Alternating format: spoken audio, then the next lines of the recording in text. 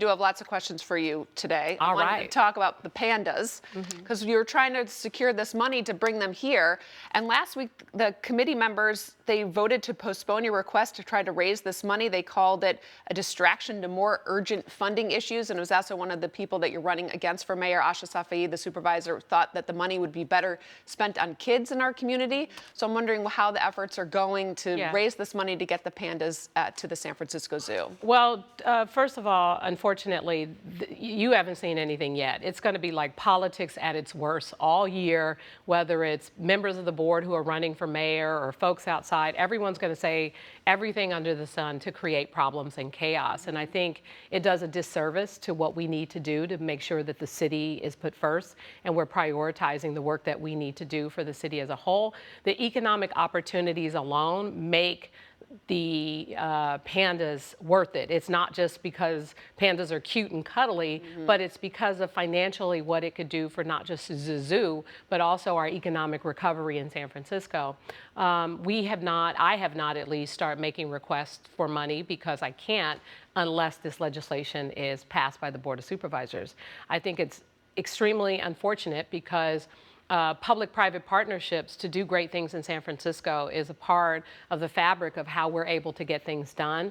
But right now there's a process we need to go through, and the process has become increasingly political. So pandas are becoming political.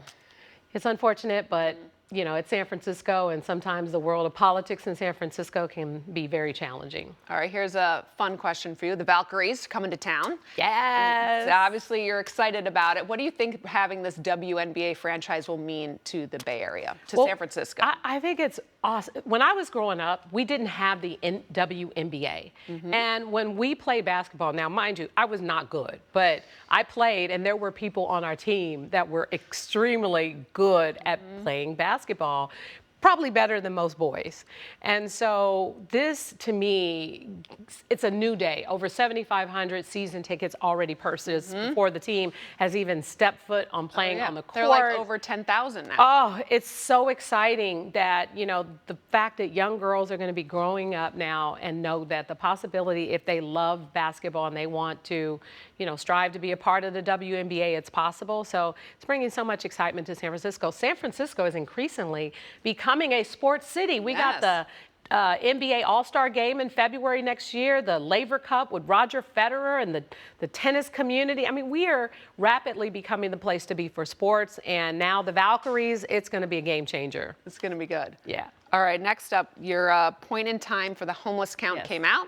Some encouraging news, really overall, I would think here, but with the homeless numbers being down overall. There was some people are pointing out that there were more homeless youths going into shelters, that was up almost 90%. So we're getting them off the street, but the numbers in the shelters were going up. So I'm wondering what you make of that, and how do you help the people who are still out there? Well, I appreciate you asking that question because under the federal guidelines, we have to count every shelter bed as homeless, of course, because even though they're off the streets of San Francisco, they're in shelter. And since I've been mayor, we've increased our shelter capacity by 66%. So our sheltered homelessness was definitely going to go up. Our unsheltered homelessness, street homelessness, continues to go down. And that's really where we want to get at, the heart of the problems with people who unfortunately are living on the streets in tents, people who are living on the sidewalks in different parts and different neighborhoods. We want to make sure we're doing everything we can to get them off the streets and into shelter. And we want to be able to transition those same people into something more permanent. So we have increased our permanent supportive housing units by over 50%. So we've added another 5,000 units, and that is how we help to get people out of our shelters as well. You have to have somewhere to put them. Yes, we do. And that's really what it's about. So I think, you know, these are the numbers, and the good news is that street homelessness is continuing to decline. Tents are continuing to decline. But we have increased our shelter capacity, so of course those numbers are going to go up. And we're looking forward to continuing to do the work necessary to address some of the real challenges in our city. And there was some information that came out last week about San Francisco giving alcohol to help treat homeless people who have alcoholism. Critics were pushing back, saying that taxpayer money could be used better ways than buying an alcoholic alcohol. But this program's been around in San Francisco for a while. And do you see it continuing? Well, I think that what would be helpful, if time permits, you to invite the folks who are responsible for the program in to talk about what the science behind the program, the research that was done, and the desire to try and get people who are unfortunately alcoholics.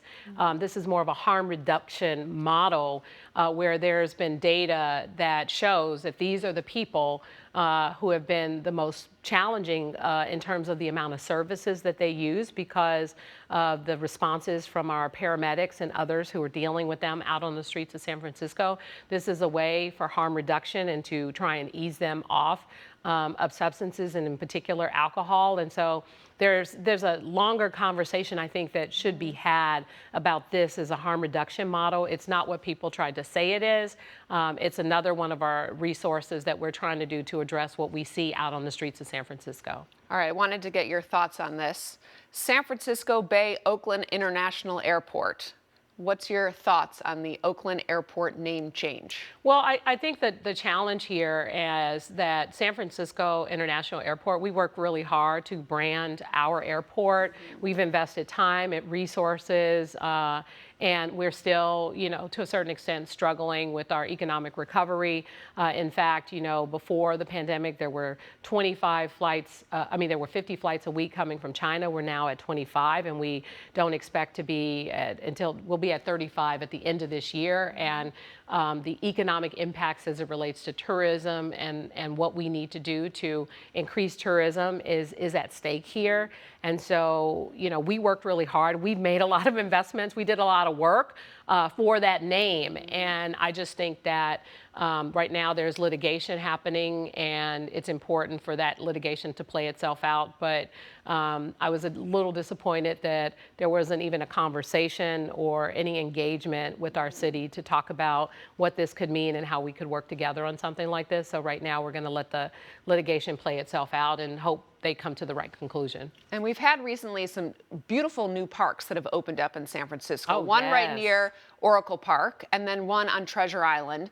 I mean, the city's just trying to expand its open space more and more for people. Well, San Francisco is one of the densest cities in the country. And so we have many people who, especially on the eastern half of our city, who live in, buildings where there's not a lot of outdoor space. And so people, especially in single room occupancy hotels and other places, rely on open space. And our parks have never looked and felt better. Well, it's like the perfect time of year to get out there and enjoy it. Yes. And Tunnel Top Park is one of my favorites. There's a new park on Yerba Buena Island that is to die for.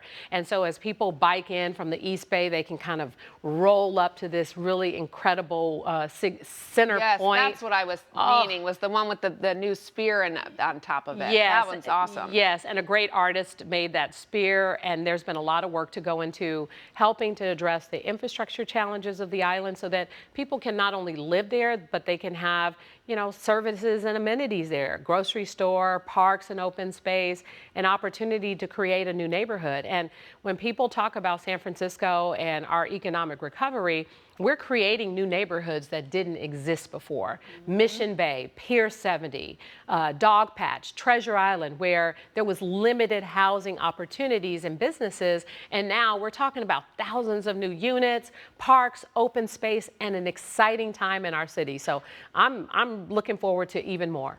What's up this summer? Any plans? Oh, this summer I'm going to be campaigning to get reelected. I was like, are you saying camping? Where are you going camping? Oh, no, campaigning. No, I camp on the concrete. When I lay in the grass for fun, but there's always a blanket. Yeah. I'm more of a glamper. Yes, but you know what? San Francisco is going to have a lot of night markets in Chinatown, in the downtown, our first Thursdays, Bangra and Beats.